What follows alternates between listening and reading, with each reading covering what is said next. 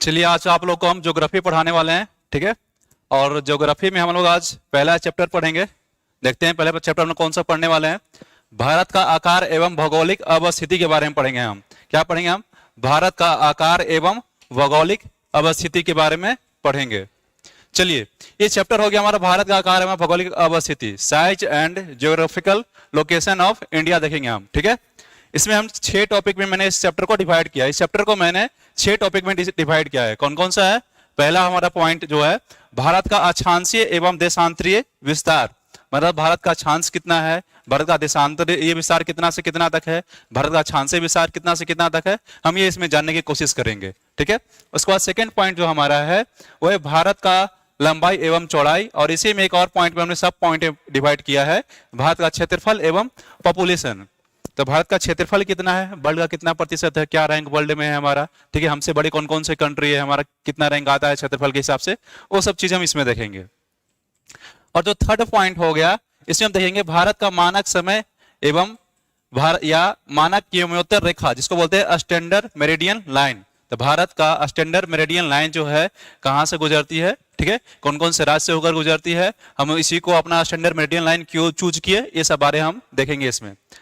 Fourth point हम देखेंगे कर्क रेखा एवं भारत।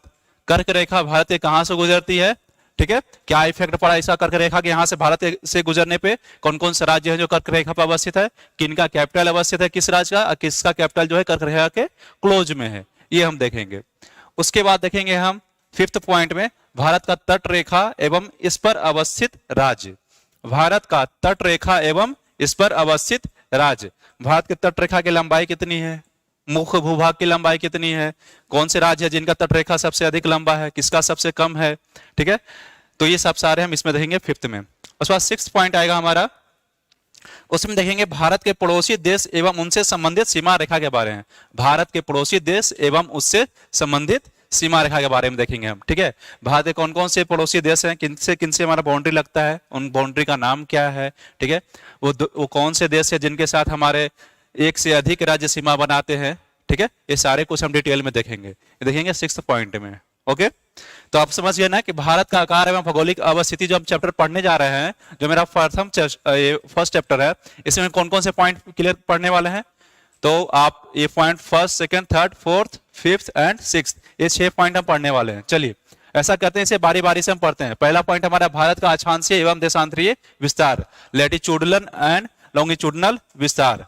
चलिए आपको पढ़ने से एक चीज पहले हम बात बता देते हैं कि आपको हम ज्योग्राफी में जो भी पढ़ाने वाले हैं सारा का सारा मैप के थ्रू पढ़ाएंगे।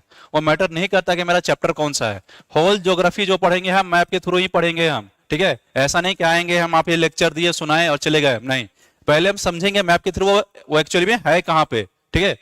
क्योंकि हमें दिमाग का हमारा ऐसा प्रोसेस है कि हम जो चीजें पढ़ते हैं उसे जल्दी भूलते हैं विथ रेस्पेक्ट टू अगर हम किसी पिक्चर को देख करके समझते हैं। तो जैसे कोई मूवी देखते हैं पूरा स्टोरी याद रहता है, वही 2 घंटा का बुक पढ़ने के लिए दे दिया जाए, सेम मूवी का स्टोरी के बुक में अगर लिख करके तो उसे पढ़ेंगे तो भूल जाते हैं फिर। लेकिन अगर एक बार हम पिक्चोरियल रूप में अगर मूवी में देखते हैं तो हमें ज्यादा देर तक याद रहता है।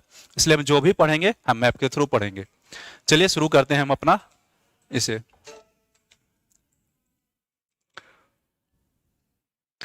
हमारा पहला जो है हेडिंग था भारत का अक्षांशीय एवं देशांतरीय विस्तार। चलिए देखते हैं कि भारत का अक्षांशीय देशांतरीय विस्तार क्या है, भारत किस गोलार्ध में स्थित है, ठीक है।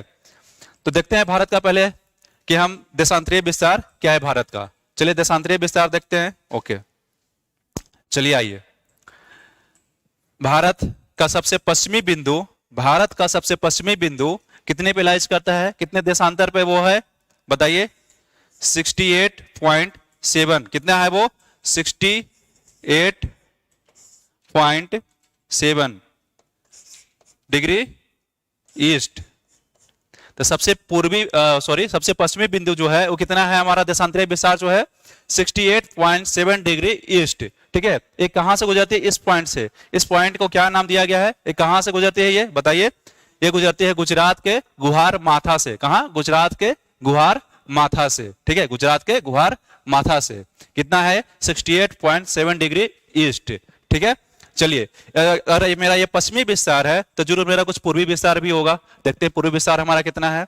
तो पूर्वी विस्तार जो हमारा है वो कितना है बताइए, 97.25 डिग्री ईस्ट। कितना है 97.25 डिग्री ईस्ट, ठीक है। और इस जगह को नाम दिया गया है जहां से हमारा ये रेखा देशांतरीय रेखा गुजरता है हमारा 97.25, इस जगह का नाम दिया गया है। इस जगह का नाम क्या है बताइए, इस जगह का नाम क्या है? कीबीथू। क्या नाम है इसका? कीबीथू, जो कि अरुणाचल प्रदेश से होकर गुजरती है। तो हम यहां देखें कि हमारा जो भारत है उसका देशांतरीय विस्तार 68.7 डिग्री ईस्ट से लेकर के 97.25 डिग्री ईस्ट तक है, ठीक है। और कहां से? गुजरात के गुहार माथा से अरुणाचल प्रदेश के कीबीथू तक है। ये हम देखिए हमारे भारत का देशांतरीय विस्तार है। चलिए ठीक है, अब इसे हम भारत का एक बार अक्षांशीय विस्तार भी देख लेते हैं कि भारत का अक्षांशीय विस्तार कितना है, ठीक है। चलिए, तो भारत का अक्षांशीय विस्तार देखते हैं हम।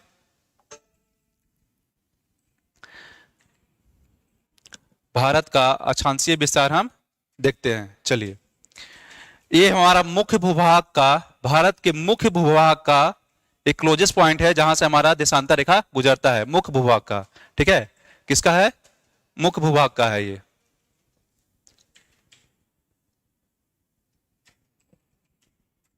मुख्य भूभाग का हमारा है वो।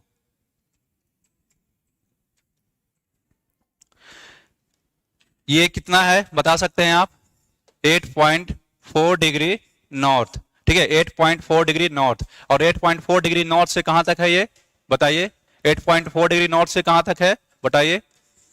37.6 डिग्री नॉर्थ, ठीक है। तो 8.4 डिग्री नॉर्थ से 37.6 डिग्री नॉर्थ। चलिए, 8.4 डिग्री नॉर्थ जो है इसका कुछ नाम दिया गया होगा, बता सकते हैं इसका नाम क्या था? क्या नाम है इसका बताइए? इसका नाम है कन्याकुमारी। इसका नाम क्या है? कन्याकुमारी। और इसे एक और नाम दिया गया, क्या नाम दिया गया है? Cap Comorin. केप केमोरिन, इसका नाम कन्याकुमारी है। और क्या नाम है? केप केमोरिन, जहां से हमारा 8.4 डिग्री आपका नॉर्थ अक्षांश रेखा गुजरती है ये यहां से, ठीक है। चलिए, और अब इसे देखते हैं। चलिए, तो ये हमारा दक्षिणी विस्तार हो गया ना, मुख्य भूभाग का दक्षिणी विस्तार। अब देखते हैं कि हमारा उत्तरी विस्तार कितना है, भारत का अक्षांशीय उत्तरी विस्तार कितना है वो देखते हैं। तो 37.6 डिग्री नॉर्थ है ये। कितना है? 37.6 डिग्री नॉर्थ, ठीक है। और ये कहां से गुजरती है? ये गुजरती है पीओके से। पीओके जो कि हमारा ये जम्मू कश्मीर और लद्दाख जो था, जो डिवीजन होने के बाद ये लद्दाख में चला गया है, ठीक है। तो लद्दाख का पार्ट है पीओके। इसका राजधानी क्या है? मुजफ्फराबाद। तो पीओके का राजधानी क्या है? मुजफ्फराबाद। यहीं पर एक जगह है, उसका नाम है, क्या नाम है बताइए? उसका नाम है इंदिरा कौल। इसका नाम क्या है? इंदिरा कौल। तो हमारा मुख्य भूभाग का सबसे उत्तरतम विस्तार जो है, उत्तरी विस्तार जो है वो कितना है? 37.6 डिग्री नॉर्थ। इसका कहां से होकर गुजरती है ये? इंदिरा कौल से होकर। कहां से? इंदिरा कौल से। जम्मू कश्मीर में है ना, इसलिए इंदिरा कौल नाम दिया है इसे मैंने, ठीक है। चलिए, ये तो मुख्य भूभाग के बारे में बताया हमने 8.4 डिग्री नॉर्थ से। लेकिन हमारा और भी कुछ विस्तार है जो कि दक्षिण में है, ठीक है। तो हमारा सबसे दक्षिणतम बिंदु कौन सा है, हम ये जानने की कोशिश करेंगे कि हमारे भारत का सबसे दक्षिणतम बिंदु कौन सा है, ठीक है। चलिए, तो हमारे भारत का सबसे दक्षिणतम बिंदु जो है वो है हमारे भारत का सबसे दक्षिणतम बिंदु जो है वो है ग्रेट निकोबार पे स्थित। और उसका नाम क्या है? ग्रेट निकोबार पे स्थित है, ठीक है। उसका नाम क्या है? उसका नाम है इंदिरा पॉइंट। क्या नाम है उसका? इंदिरा पॉइंट ये है, ठीक है। क्या नाम है उसका? इंदिरा पॉइंट। और उसका नाम क्या है? उसका एक और नाम है, क्या नाम है उसका? ठीक है, ये कितने पर है? 6.4 डिग्री नॉर्थ पे है। इसका नाम इंदिरा पॉइंट है, ठीक है, इंदिरा पॉइंट है। और क्या नाम है इसका? पार्सन पॉइंट भी इसका नाम है, ठीक है। और क्या नाम है इसका? Parsons point. और इसका नाम क्या है? Indira point, Parsons point. और एक और नाम है पिग्मेलियन पॉइंट। और एक इसका क्या नाम है? Pygmalion point. किस पर है? तो ये ग्रेट निकोबार पर स्थित है। जो हम अंडमान निकोबार द्वीप समूह पढ़ेंगे जब द्वीप समूह, तब हम इसे देखेंगे डिटेल में।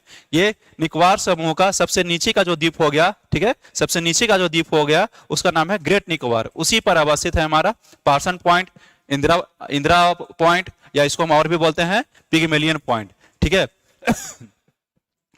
2004 में सुनामी जब आया था ना, 2004 में जब सुनामी आया था तो हमारा जो ये हो गया, ये जो पार्सन पॉइंट है ये समुद्र में जलमग्न हो गया। क्या हो गया? समुद्र में जलमग्न हो गया। कब? 2004 के सुनामी के बाद ये, ठीक है।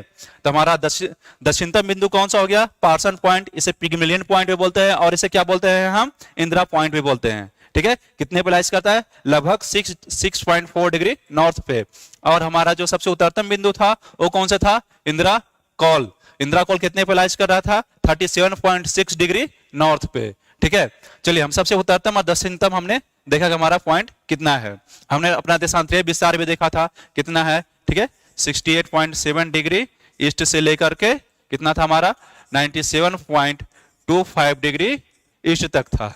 ठीक है, चलिए अच्छा, हम अक्षांश देशांतर की बात कर रहे हैं। हमने ये भी बताया कि हमारा अक्षांशीय विस्तार कितना है, देशांतरीय विस्तार क्या है। हम देखना चाहेंगे भारत किस गोलार्ध में है। गोलार्ध में देखने से पहले हमें पता होना चाहिए गोलार्ध है क्या। तो थोड़ा सा ब्रीफ में, हम ज्यादा नहीं, ब्रीफ में आपको हम गोलार्ध बताते हैं गोलार्ध है कैसे। देशांतर के हिसाब से हम किस किस गोलार्ध के, पश्चिमी गोलार्ध, पूर्वी गोलार्ध कैसे नाम जानते हैं इसका, कैसे बताइए देशांतर के हिसाब से। अक्षांश के हिसाब से, अक्षांश के हिसाब से उत्तरी गोलार्ध और दक्षिणी गोलार्ध में कैसे इसका डिवीजन हुआ है वो देखते हैं हम एक बार। ठीक है, चलिए ये हो गया हमारा इक्वेटर। ठीक है, इक्वेटर हो गया कि जो कि 0 डिग्री पे है आपका, अक्षांश पे लाइज करता है। ठीक है, ये हो गया हमारा इक्वेटर। ठीक है, अब इक्वेटर जो है ये क्या किया, एक गोले को हाफ पार्ट में डिवाइड कर दिया। इक्वेटर हाफ ऊपर हाफ नीचे, इसीलिए इसको अंग्रेजी बोलते हैं हेमीस्फीयर, माने स्फीयर का हाफ। तो हेमीस्फीयर, हाफ ऊपर हाफ नीचे। जो ऊपर वाला पार्ट हो गया उसको क्या बोलते हैं हम? उत्तरी गोलार्ध। और नीचे वाले पार्ट को क्या बोले हम? दक्षिणी गोलार्ध। इसे नॉर्दर्न हेमिस्फीयर और इसे साउदर्न हेमिस्फीयर। इसे क्या बोले? नॉर्दर्न हेमिस्फीयर और इसे साउदर्न हेमिस्फीयर बोले हम। ठीक है, चलिए ये तो हो गया। अब यहां से हम एक एक डिग्री अंतराल पर इस तरह के कई सारे रेखे हम इस तरह से ड्रॉ कर सकते हैं जो एक दूसरे के साथ पैरेलल होते हैं। जब हम अक्षांश पढ़ने आएंगे तो डिटेल में देखेंगे इसे हम। अभी मुझे बस इतना समझना है कि उत्तरी गोलार्ध कैसे है बना, ये दक्षिणी गोलार्ध कैसे बना, और कौन सी अक्षांश रेखा से डिवाइड करती है उत्तरी गोलार्ध और दक्षिणी गोलार्ध में। तो 0 डिग्री अक्षांश रेखा डिवाइड करती है जिसका नाम क्या है? इक्वेटर, और इसे हिंदी में क्या बोलते हैं? विषुवत रेखा। चलिए ये तो आपने अक्षांश और अक्षांश के बारे में देखा। अब देशांतर के बारे में भी देख लेते हैं। ये है हमारा 0 डिग्री देशांतर। ठीक है, 0 डिग्री देशांतर। 0 डिग्री देशांतर जो है लंदन के ग्रीनविच से होकर गुजरती है, लंदन के ग्रीनविच से होकर के। इसका नाम क्या है बताइए? इसका नाम क्या है? ग्रीनविच से होकर गुजरती है। ठीक है, इसका नाम क्या है बताइए? इसका नाम प्राइम मेरिडियन लाइन। क्या बोलते हैं इसे? Prime meridian line. ठीक है, ये 0 डिग्री से होकर गुजरती है। इसके पूरब में जब आएंगे हम, जब इसके पूरब में आएंगे हम, ठीक है, ईस्ट में जब आएंगे और इसके ईस्ट में, तो इसको बोलते हैं ईस्टर्न गोलार्ध। ठीक है, इसका मतलब ये हुआ ये ईस्टर्न हेमिस्फीयर, मतलब कि हमारा ये पूर्वी गोलार्ध है। ये कौन सा गोलार्ध है हमारा? पूर्वी गोलार्ध। पूर्वी गोलार्ध हमारा ये हो गया। ठीक है, इसको ईस्टर्न हेमिस्फीयर या इसको पूर्वी गोलार्ध बोलते हैं। और इसके इस साइड जब आएंगे, पश्चिम में आएंगे, इसको क्या बोलते हैं? पश्चिमी गोलार्ध या वेस्टर्न हेमिस्फीयर। ठीक है, पश्चिमी गोलार्ध या वेस्टर्न हेमिस्फीयर। ठीक है, तो हमें ये पता चला कि देशांतर के हिसाब से कैसे हम पूर्वी गोलार्ध और पश्चिमी गोलार्ध में डिवाइड किए हैं, और हमें यह भी पता चला कि इसे हम अक्षांश के हिसाब से कैसे उत्तरी गोलार्ध और दक्षिणी गोलार्ध में डिवाइड किए हैं। चलिए ये तो समझ में आ गया। अब हम ये भी देखना चाहेंगे कि हमारा भारत जो है कहां पे लाइज करता है। ठीक है, भारत हमारा कहां पे लाइज करता है, किस गोलार्ध में लाइज करता है? उत्तरी या दक्षिणी में लाइज करता है, पूर्वी या पश्चिमी में, कहां पे लाइज करता है? एग्जाम में इस तरह के भी क्वेश्चन आते हैं। चलिए देखते हैं हम लोग। ये मैंने एक गोला बना दिया और ये हमारा इक्वेटर हो गया। ठीक है, 0 डिग्री पे, और ये हमने बना दिया आपका प्राइम मेरिडियन लाइन बना दिया हमने। ठीक है, चलिए ये 0 डिग्री देशांतर पे हो गया, 0 डिग्री अक्षांश पे हो गया। ओके, अब चलते देखते हैं इंडिया का देशांतरीय विस्तार कितना था। तो 68.7 डिग्री ईस्ट। क्या है? गौर से देखिएगा, 68.7 डिग्री ईस्ट, यानी कि हमें ईस्ट वाले पार्ट में जाना है। ठीक है, तो ईस्ट वाले पार्ट में, तो इसके ईस्ट में कौन सा होगा? इधर होगा ना, पूर्वी। चलिए इसके पूरब में आ गए, कितने आना है? 68.7 डिग्री। चलिए अगर यहाँ पे 0 डिग्री है, अगर यहाँ पे 0 है तो 68 मान ले सपोज दैट कहीं इधर होगा, कहीं इधर होगा। ठीक है, हम मान लेते हैं इंडिया के विस्तार कुछ इस तरह से है। ठीक है, कुछ इस तरह से हमारा इंडिया का विस्तार है। ये 68.7 डिग्री हो गया हमारा। ठीक है, अब इसका पश्चिमी विस्तार भी कुछ इंडिया का था ना, ये तो पूर्वी विस्तार हो गया 68.7 डिग्री ईस्ट। अब पश्चिमी विस्तार भी था, तो पश्चिमी विस्तार कितना था यहाँ पे हमारा? 97.25 डिग्री ईस्ट था। चलिए जब ये 68 हो गया, ये जब 68.7 डिग्री ईस्ट हो गया, तो कोई एक रेखा होगा जो यहां से इस तरह से गुजर रही होगी। ठीक है, और ये कितना होगा? 97.25 डिग्री ईस्ट। ठीक है, 97.25 डिग्री ईस्ट। तो हमारा भारत का देशांतरीय विस्तार कितना है? 68.7 डिग्री ईस्ट से लेकर 97.25 डिग्री ईस्ट, जो किस गोलार्ध में है? आपका पूर्वी गोलार्ध में है। इधर वाले गोलार्ध को क्या बोलेंगे हम? पूर्वी गोलार्ध बोलेंगे। ठीक है, चलिए ये तो देखा हमने पूर्वी विस्तार हमारा कहाँ है भारत का। अब पश्चिमी अब ये देखते हैं हम कि उत्तरी और दक्षिण देखते हैं अक्षांशीय विस्तार कितना है। तो चलिए देखिए इसका मुख्य विभाग का कितना है, 8.4 डिग्री से है ना, यहाँ पे 8.4 डिग्री नॉर्थ से। तो सबसे नीचे कितना है, 8.4 डिग्री नॉर्थ। चलिए 8.4 डिग्री नॉर्थ देखते हैं, ये हो गया 0 डिग्री जिसमें इक्वेटर है। तो सपोज दैट 8.4 डिग्री यहाँ से कहीं से गुजरेगा, ठीक है, 8.4 डिग्री नॉर्थ कहीं इधर से गुजरेगा। ओके, उसके बाद फिर देखते हैं ऊपर का हम, ठीक है, हमारा उत्तर में विस्तार कितना है, तो दक्षिण में देखें ना, उत्तर में देखते हैं कितना विस्तार है। तो ये जो पॉइंट था कितना था, जहां से इंदिरा कॉल होकर गुजर रही थी, क्या नाम कितना था, ये 37.6 डिग्री था आपका नॉर्थ, ठीक है। चलिए तो कितना हो गया हमारा 37.6 डिग्री नॉर्थ। चलिए तब अब ये बताइए कि ये 0 डिग्री के इक्वेटर के ऊपर का कौन सा था, उत्तरी गोलार्ध। अब भारत देखिए कहां पर अवस्थित है, तो इसके हिसाब से पूर्वी गोलार्ध में, ठीक है, तो प्राइम मेरिडियन लाइन के हिसाब से आपका पूर्वी गोलार्ध में, और इक्वेटर के हिसाब से कहां पे है हमारा, तो उत्तरी गोलार्ध में। तो पूर्वी और उत्तरी गोलार्ध, इसका मतलब ये हुआ कि हमारा भारत जो है कहां अवस्थित है, तो पूर्वी एवं उत्तरी गोलार्ध में अवस्थित है। हमसे अगर क्वेश्चन एग्जाम ये पूछे, आपसे कोई ये पूछे कि भारत कहां अवस्थित है, किस गोलार्ध में है, तो ये क्वेश्चन का आंसर सिर्फ ये नहीं दे सकते कि पूर्वी गोलार्ध। पूर्वी गोलार्ध का मतलब तो ये भी होता है ना कि पूर्वी गोलार्ध में दक्षिणी गोलार्ध भी आते हैं, दक्षिण में या उत्तर में, तो हमें ये भी बताना पड़ेगा उत्तरी गोलार्ध में। तो भारत पूर्वी एवं उत्तरी गोलार्ध में अवस्थित है, ठीक है। चलिए तो हमें पता चल गया कि भारत पूर्वी एवं उत्तरी गोलार्ध में अवस्थित है। अब हम ये देखते हैं कि भारत का लंबाई एवं चौड़ाई कितना है, ठीक है। भारत का लंबाई एवं चौड़ाई कितना है। लंबाई कहने का मतलब मेरा ये है कि भारत का नॉर्थ से लेकर के साउथ तक जो है कितना लंबा है, ठीक है। नॉर्थ से साउथ की दूरी कितनी है, तो नॉर्थ से साउथ की दूरी कितनी है भारत की, नॉर्थ टू साउथ, ठीक है, नॉर्थ टू साउथ दूरी कितना है बताइए, 3214 किलोमीटर, ठीक है। 3214 किलोमीटर, ठीक है। तो नॉर्थ से साउथ कितना है, 3214 किलोमीटर। इसी को क्या बोलते हैं हम, भारत का लंबाई, इसी को बोलते हैं भारत का लंबाई, ठीक है, इसी को बोलते हैं हम भारत का लंबाई। आपसे ये ना पूछ सकता, ये ना पूछे कि भारत की लंबाई क्या है, आपसे सिंपल ये पूछे कि नॉर्थ टू साउथ कितनी लंबाई है इसकी, ठीक है। चलिए उसके बाद देखते हैं हम वेस्ट टू ईस्ट, वेस्ट से लेकर के ईस्ट तक का देखते हैं हम, ठीक है, कितना है बताइए, कितना है, 2933 किलोमीटर, ठीक है, 2933 किलोमीटर, ठीक है। तो ये गुजरात के गुहार माथा से लेकर अरुणाचल प्रदेश के किबिथु तक फैला हुआ है। इसका दूरी कितना है, 2933 किलोमीटर, माने हमारा वेस्ट टू ईस्ट, ठीक है, वेस्ट टू ईस्ट ये लंबाई कितनी है हमारी, 2933 किलोमीटर। चलिए तो हमें ये भारत का लंबाई और चौड़ाई पता चला गया, उत्तर से दक्षिण की ओर कितना है, पूरब से पश्चिम कितना है, हमने ये देखा, ठीक है।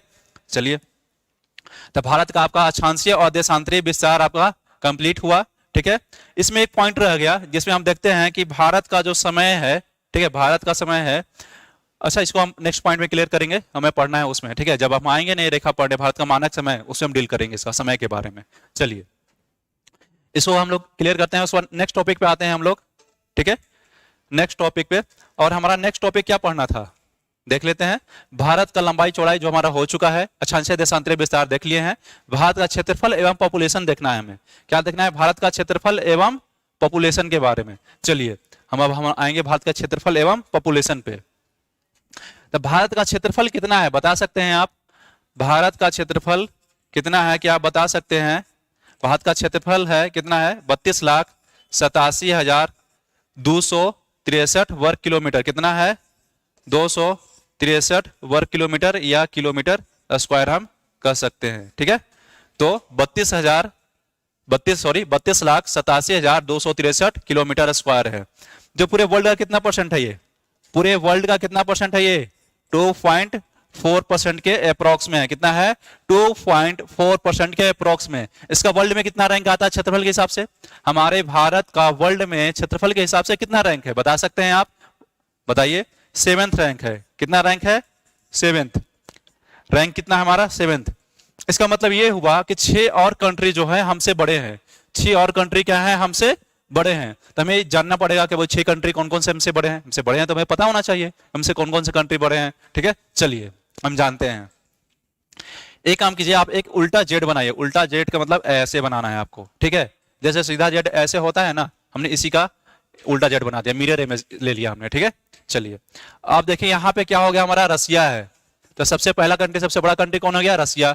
रसिया के बाद कहाँ जाएंगे हम, पहले हम इधर आएंगे जब मैप पर, वर्ल्ड ज्योग्राफी के मैप पर, तो क्या हमें मिलेगा, कनाडा मिलेगा। कौन मिलेगा हमें, कनाडा। चलिए कनाडा आ गए हम, ठीक है। और कनाडा के बाद जब हम तिरछा यहाँ पे आएंगे तो कौन मिलेगा हमें, चीन मिलेगा। कौन सा राज्य मिलेगा हमें, चीन। चीन मिला, चीन हो गया। चीन के बाद जब ऐसे हम आएंगे तो यहाँ पे कौन मिलेगा हमें, यूएसए मिलेगा, ठीक है। यूएसए, अमेरिका मिलेगा हमें, ठीक है। उसके बाद जब नीचे आएंगे हमें तो ब्राजील मिलेगा यहाँ पे कहीं, और उसके बाद हमें ऑस्ट्रेलिया इधर मिलेगा। तो ब्राजील हो गया, उसके बाद ऑस्ट्रेलिया। ये नंबर 1 था हमारा, नंबर 2 था, ये 3rd रैंक पे था, और ये यूएसए 4th रैंक पे हो गया, ठीक है। और 5th रैंक पे कौन हो गया, ब्राजील हो जाएगा 5th रैंक पे, ठीक है। और उसके बाद 6th रैंक पे कौन हो जाएगा, चीन हो जाएगा 6th रैंक पे, ठीक है। सॉरी चीन नहीं, ऑस्ट्रेलिया हो जाएगा 6th रैंक पे। 6th रैंक पे कौन हो गया, ऑस्ट्रेलिया हो जाएगा 6th रैंक पे, ठीक है। उसके बाद 7th रैंक आ गया। 7th रैंक किसका है, हमारे भारत का है। भारत हो गया हमारे 7th रैंक पे। तो भारत का क्षेत्रफल के हिसाब से रैंक कितना है, 7th। और याद करने के लिए हम लोग इस तरह से उल्टा जेड बना करके ना याद रख सकते हैं। अगर आपके दिमाग में थोड़ा सा ये आइडिया है कि अगर रसिया कहाँ पे एग्जिस्ट कर रहा है, यूएसए कहाँ पे है, चीन कहाँ पे है, कनाडा कहाँ पे है, तो सिंपली आप उल्टा जेड से आप याद रख सकते हैं कौन सा कंट्री का रैंक कितना है क्षेत्रफल के हिसाब से। पहला रूस हो गया, दूसरा कनाडा हो गया, तीसरा आपका चीन हो गया, और 4th आपका यूएसए हो गया, 5वां ब्राजील हो गया, और 6ठा ऑस्ट्रेलिया, और 7वां हमारा भारत हो गया। चलिए इस क्षेत्रफल के हिसाब से हम देख लिए।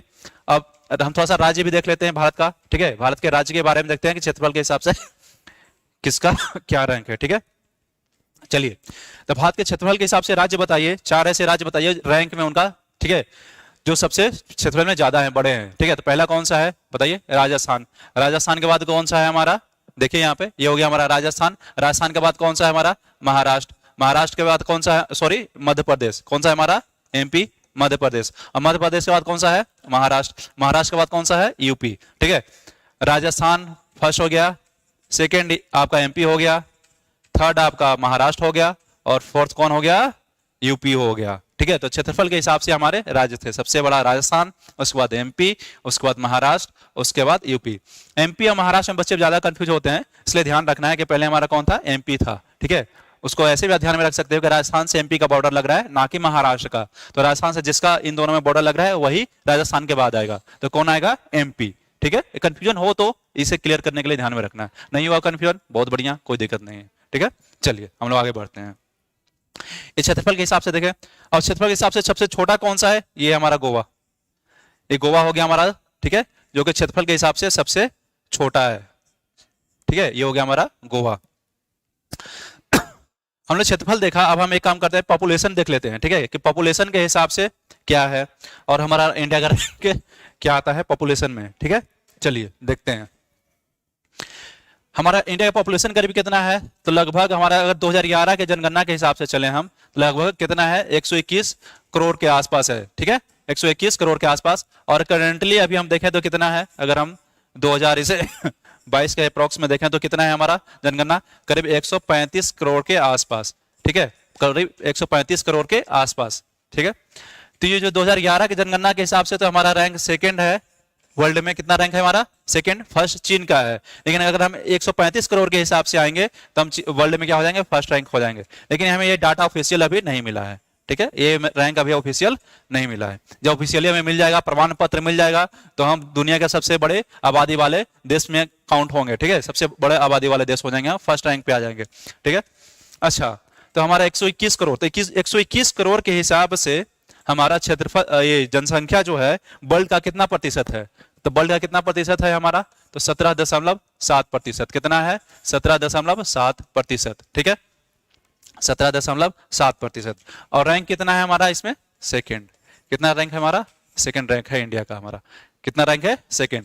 तो 17.7% हमारा आबादी है, और हमारा रैंक कितना है, सेकंड, ठीक है, पूरे वर्ल्ड में। हमने पॉपुलेशन देखा, ओके। चलिए अब पॉपुलेशन में हम ऐसे तो ये पॉपुलेशन जो है पूरा एक चैप्टर ही में पढ़ना है बढ़िया से डिटेल में, ठीक है, लेकिन इतना जान लें कि सबसे ज्यादा पॉपुलेशन किसका है, यूपी का है, ठीक है, बस। उसका पॉपुलेशन तो पूरा हम चैप्टर ही देखेंगे। अब हम लोग देखते हैं इसके बाद हमारा टॉपिक कौन सा था, नेक्स्ट टॉपिक कौन सा था, ठीक है। अच्छा, इसमें एक चीज और देखना है हमें, ठीक है। क्षेत्रफल आपको हम बता रहे थे, एक चीज गौर कीजिएगा आप लोग।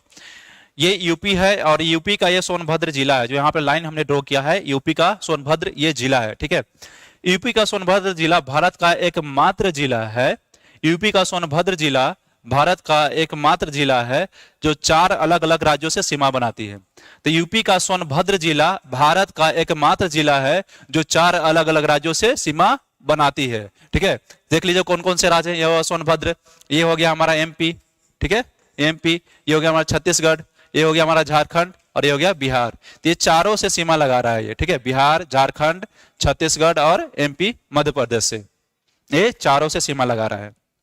चलिए, इसमें एक और बात हमें बताइए, एक और पॉइंट, कि भारत का सबसे अधिक राज्यों से सीमा लगाने वाला कौन सा राज्य है? वो कौन सा राज्य है भारत में जो सबसे अधिक राज्यों से सीमा लगाता है? कौन सा राज्य है वो है यूपी। कितने राज्यों से लगाता है? 8 राज्य से लगाता है, ठीक है। इसे हम काउंट करके देख सकते हैं। चलिए, ये तो यूपी हो गया जो 8 राज्यों से सीमा लगा रहा है। लेकिन सेकंड राज्य कौन सा है जो सबसे अधिक राज्यों से सीमा बनाता है? बता सकते हैं आप सेकंड राज्य कौन सा है? फर्स्ट तो कोई भी बता सकता है, लेकिन सेकंड बताइए तो माने हम, ठीक है। सेकंड राज्य कौन सा है? असम है। सेकंड राज्य कौन सा है? असम है, ठीक है। असम कितने राज्यों के साथ सीमा बनाता है? 7 राज्य के साथ सीमा बनाता है। ये कितने राज्य के साथ सीमा बनाता है? 7 राज्य के साथ सीमा बनाता है। चलिए देखते हैं 7 कौन कौन से हैं। तो हम लोग पढ़ते हैं ना पूर्वोत्तर भारत में 7 सिस्टर के बारे में, ठीक है। 7 सिस्टर के बारे में 7 सिस्टर कहने का मतलब ये हुआ कि 7 राज्य के बारे में। पूर्वोत्तर भारत में कितने राज्य होते हैं? 7। ये है आपका अरुणाचल प्रदेश, ठीक है, ये आसाम, ये है मेघालय, ये है नागालैंड और ये है आपका ये हो गया आपका मणिपुर, ठीक है, मणिपुर, और ये हो गया आपका मिजोरम और ये हो गया आपका त्रिपुरा, ठीक है। ये 7 राज्य हो गए। 7 में से तो एक तो आसाम खुद हो गया, इसका मतलब ये कि 6 राज्य के साथ वो सीमा लगा रहा है। 7वां तो इटसेल्फ वो खुद हो गया, तो इसका मतलब 6 राज्य से वो सीमा लगा रहा है। एक और राज्य कौन सा है जिसे सीमा लगाता है? जरा गौर से मैप पे देखिए, पता चलेगा आपको। ये राज्य है आपका पश्चिम बंगाल। देखिए यहाँ पे ये असम हो गया आपका, ये पश्चिम बंगाल के साथ यहाँ पे सीमा बना रहा है। तो किससे सीमा बना रहा है? पश्चिम बंगाल के। तो 6 इधर राज्य हो गया हमारे, अरुणाचल प्रदेश, नागालैंड, मणिपुर, मिजोरम, त्रिपुरा, मेघालय और एक हो गया हमारा पश्चिम बंगाल। तो इस तरह से हमने देखा कि असम जो है 7 राज्यों के साथ सीमा बना रहा है, ठीक है। ये हमने देख लिया। चलिए, ये पॉइंट क्लियर हो गया। अब आते हैं हम लोग, देखते हैं नेक्स्ट टॉपिक हम लोग का कौन सा पढ़ना है। हम लोग जो भी पढ़ेंगे ना सारा का सारा मैप से ही पढ़ेंगे, टेंशन नहीं लेना है। भले खनिज पढ़ने आए, चाहे हिमालय पढ़े या हम दर्रा पढ़े या घाटी पढ़े, मैटर नहीं करता है क्या पढ़ रहे हैं, लेकिन जो भी पढ़ेंगे मैप से पढ़ेंगे। हर राज्य में लोकेट करके दिखाएंगे हम, ठीक है। चलिए आगे आते हैं हम लोग, नेक्स्ट पॉइंट देखते हैं कौन सा हमें पढ़ना है। तो नेक्स्ट पॉइंट हमारा है भारत का मानक समय, मानक यमोत्तर रेखा, ठीक है। भारत का मानक समय ये हमारा यमोत्तर है, ये है टाइपिंग एरर है ये, ठीक है। यमोत्तर रेखा, ठीक है, इसको बोलते हैं स्टैंडर्ड मेरिडियन लाइन। क्या बोलते हैं इसे? Standard meridian line. इसके बारे में हमें अब पढ़ना है। चलिए ठीक है, चलिए आइए इसके बारे में पढ़ते हैं। यह है हमारा भारत का मानक समय, क्या है हमारा भारत का मानक समय, जो कि 82.5 डिग्री से होकर गुजरती है। कितना से? 82.5 डिग्री ईस्ट से होकर गुजरती है। चलिए ये बाद में देखेंगे कि किस किस रास्ते से गुजरती है। पहले तो हमें ये बताइए कि हमने इसे ही मानक समय क्यों माना, हमें जरूरत क्यों पड़ी मानक समय मानने की, ठीक है। 2 चीजें हमें जानना है कि हमें मानक समय मानने की जरूरत क्यों पड़ी। पहला क्वेश्चन तो ये दिमाग में।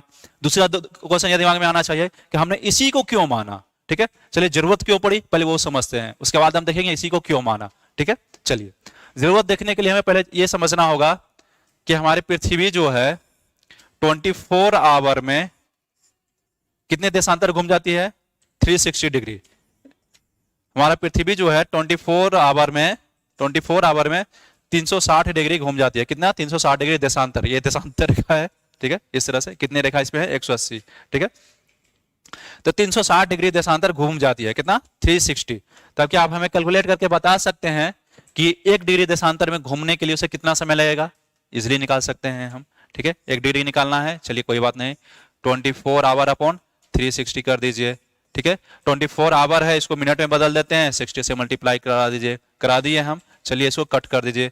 कितने टाइम में? 6 टाइम में। फिर कट कर दीजिए 4 टाइम्स में, ठीक है। तो हमारे पास क्या निकल के आया कि 1 डिग्री घूमने में कितना समय लेता है पृथ्वी? 4 मिनट का टाइम लेता है, ठीक है। 1 डिग्री को घूमने में कितना ट्रेवल करने में समय लेता है पृथ्वी? 4 मिनट का टाइम लेता है। चलिए 4 मिनट हम निकाल लिए, ओके। अब देखिए जो 0 डिग्री हमारा, ये 0 डिग्री देशांतर रेखा जो हो गया, ठीक है, हमारा प्राइम मेरिडियन लाइन जो हो गया, जो कि हमारा ये क्या बोलते हैं, लंदन के ग्रीनविच से होकर गुजरती है, ठीक है, लंदन के ग्रीनविच से होकर गुजरती है। तो हमारा भारत कितने पे, 82.5 डिग्री ईस्ट पे। तो हमारा भारत कितना समय उससे आगे है, कैसे निकालेंगे कितना समय आगे है? तो हम चूंकि निकाल चुके हैं कि 1 डिग्री घूमने में 4 मिनट का टाइम लेता है, तो हम निकाल सकते हैं कि 82.5 डिग्री घूमने में कितना टाइम लेता है। तो सिंपल मैथ हो गया कि 1 डिग्री घूमने में 4 मिनट का टाइम ले रहा है, तो हम बता सकते हैं कि 82.5 डिग्री घूमने में कितना टाइम लेगा, 4 से मल्टीप्लाई करा देना है। चलो, तो 82.5 डिग्री जो हमारा हो गया, 82.5 डिग्री, इसमें आप 4 से मल्टीप्लाई करा दीजिए, 4 से मल्टीप्लाई करा दीजिए तो कितना आ जाएगा, कितना आएगा आपका, करीब करीब जब टाइम आएगा 5.5 घंटे के आसपास आएगा, ठीक है, 5 आवर 30 मिनट, ठीक है, 5 आवर 30 मिनट, इतना टाइम आपका करीब आएगा। मल्टीप्लाई करने के बाद मिनट में आएगा, उसको डिवाइड कीजिए 60 से, तो वो आपका आवर में कन्वर्ट हो जाएगा। कितना आएगा, 5 आवर 30 मिनट लगभग। इसका मतलब ये हुआ कि हमारा भारत जो है ग्रीनविच के समय से 5.5 घंटा आगे चलता है। इसका समय हमारे भारत का कितना चलता है, 5.5 घंटा आगे। और कैसे चल रहा है हमने देखा वो, ठीक है। अच्छा ये बताइए, हमने आगे बोला, पीछे क्यों नहीं बोला, 5.5 घंटा पीछे क्यों नहीं बोला, हमने आगे क्यों लिया, ठीक है। देखिए हमारा पृथ्वी कैसे घूमता है, पश्चिम से पूरब की ओर, कैसे घूमती है, पश्चिम से पूरब की ओर, ठीक है, पश्चिम से पूरब की ओर घूमती है। इसी कारण हम समय पूरब की ओर जो है आगे लेते हैं। जब 0 डिग्री, ये हमारा जो प्राइम मेरिडियन लाइन हो गया, इससे जब हम पूरब की ओर बढ़ते हैं, आगे की ओर बढ़ते हैं, क्या लेते हैं, समय बढ़ता हुआ लेते हैं हम, ठीक है। इसके पश्चिम साइड जाते हैं तो क्या लेते हैं, समय को घटता हुआ ले जाते हैं। अगर हम 82.5 डिग्री ईस्ट की बात कर रहे हैं कि 5.5 घंटा आगे है ग्रीनविच से, तो हम 82.5 डिग्री अगर वेस्ट की बात करेंगे तो पता चलेगा 5.5 घंटा पीछे है ग्रीनविच के समय से, ठीक है। चलिए, ये तो हमने देखा कि हमारा कितना आगे है, ठीक है। अब ये बताइए हमें जरूरत क्यों पड़ी, हमारा क्वेश्चन यह था जरूरत क्यों पड़ी हमें। चलिए, जरूरत इसलिए पड़ा हमें कि हमने देखा कि हमारा 82.5 डिग्री में 5.5 घंटा आगे हो जा रहे हैं हम लंदन से, ठीक है। तो हमने ये देखा कि हमारा जो ये 68.7 डिग्री ईस्ट जो है गुजरात के गुहार माथा में है हमारा देशांतरीय विस्तार, और 97.25 डिग्री ईस्ट जो है कहाँ है हमारा, अरुणाचल प्रदेश में। तो हम यहाँ गौर करें तो देखें तो लगता है करीब करीब 30 डिग्री का डिफरेंस है दोनों के देशांतरीय विस्तार में।